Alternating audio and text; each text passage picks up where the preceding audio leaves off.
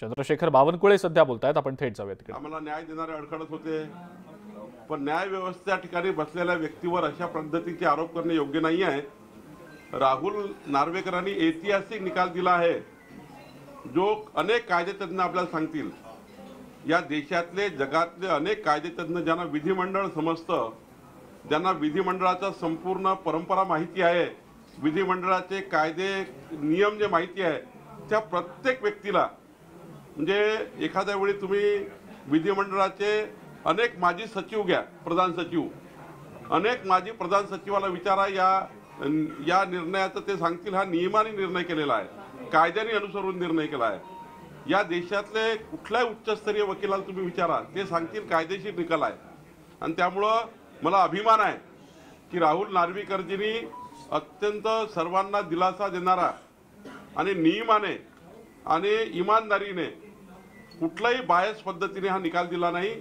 मी भारतीय जनता पार्टीतर्फे या निकालाचं स्वागत करतो आणि खऱ्या अर्थाने महाराष्ट्राच्या विधानमंडळाच्या इतिहासामध्ये हा ऐतिहासिक निकाल हा येणाऱ्या अनेक त्या ठिकाणी येणाऱ्या अनेक विधिमंडळाच्या कामकाजामध्ये अत्यंत महत्त्वाचा निकाल राहणार आहे असं मला वाटतं.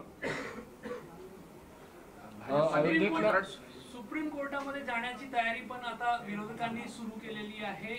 आम्ही सुप्रीम कोर्टामध्ये या निकालाच्या विरोधात जाऊ. नाही, त्यांना तर मुभा आहे ना. हे तर निकाल लागायच्या पूर्वी सांगायचे आम्ही सुप्रीम कोर्टात जाणार आहोत, त्यात काय नवीन आहे. त्यांना मुभा आहे.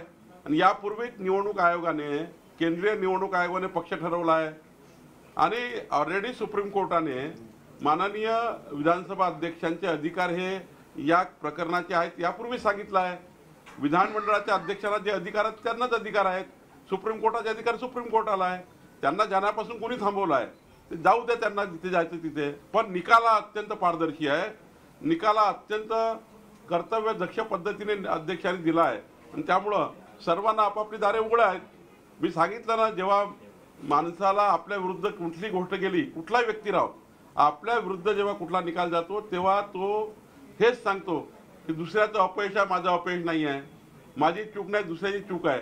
आणि त्यामुळं राहुल नार्वेकरचं मी अभिनंदन करतो. माननीय विधानसभा अध्यक्षांचं अत्यंत चांगला निकाल, दूरगामी परिणाम करणारा निकाल हा दिलाय. कालच्या निकालातून जे कौटुंबिक पक्ष आहे, वारसा हक्काने चालणारे जे एक पॅटर्न भारतामध्ये आहे, त्याला खूप मोठा धक्का बसलाय का? अगदी पक्षप्रमुख पदावर सुद्धा उद्धव ठाकरेचे कुठेतरी आघात झालाय का?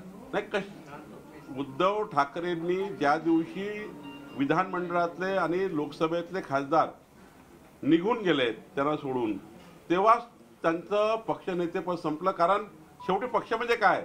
निवडून आलेल्या प्रतिनिधीला एकूण मतदान किती आहे, शेवटी पक्षामध्ये मतदानाच्या आधारावर पक्ष रजिस्टर होतो. तुम्हाला किती मतं मिळाली देशामध्ये, महाराष्ट्रामध्ये, आणि जे निवडून आलेले प्रतिनिधी जर तुमच्यासोबत नाही आहे आणि त्यांनी सांगितलं की आम्ही हा पक्ष आहोत, तर ऑटोमॅटिक त्यांचं पक्षपद जातं. हे निवडणूक आयोगाने सांगितलं आहे.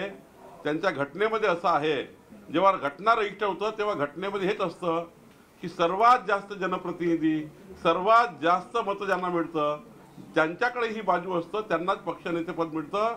आणि एकनाथ शिंदे हेच आता खरे त्या ठिकाणी शिवसेनेचे पक्षनेते आहेत. हे निवडणूक आयोगाने आणि आता राहुल नार्वेकरनी आणि या ठिकाणी सुप्रीम कोर्टाने सुद्धा निवडणूक आयोगाच्या विरुद्ध जे हे केली होती याचिका, ती फेटाळली आहे ना. म्हणजे निवडणूक आयोगाने, केंद्रीय निवडणूक आयोगाने जे एकनाथ शिंदेना पक्षनेतेपद दिलं तेव्हा सुप्रीम कोर्टात गेले होते, तेव्हा त्यांची याचिका काही मान्य केली नाही आहे. निवडणूक आयोगाचे अधिकार निवडणूक आयोगाला आहे, विधानमंडळाचे अधिकार विधानमंडळाला आहे, सुप्रीम कोर्टाचे अधिकार सुप्रीम कोर्टाला आहे. या देशामध्ये न्याय व्यवस्था आहे आणि त्याप्रमाणे मला वाटतं त्यांनी आपापलं काम योग्य पद्धतीने केलं असावं असं मला वाटतं. या निकालानंतर शिंदे यांच्याकडे इन्कमिंग वाढतील असं वाटतं, कारण की लोक बरेच आमदार वाट पाहत होते या निकालाची. या निकालाचा काहीच संबंध पुढच्या राजकारणाचा नाही आहे.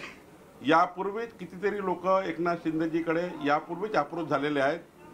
भारतीय जनता पार्टीमध्ये सुद्धा मोठ्या प्रमाणावर पक्षप्रवेशाकरता चळवळ आहे.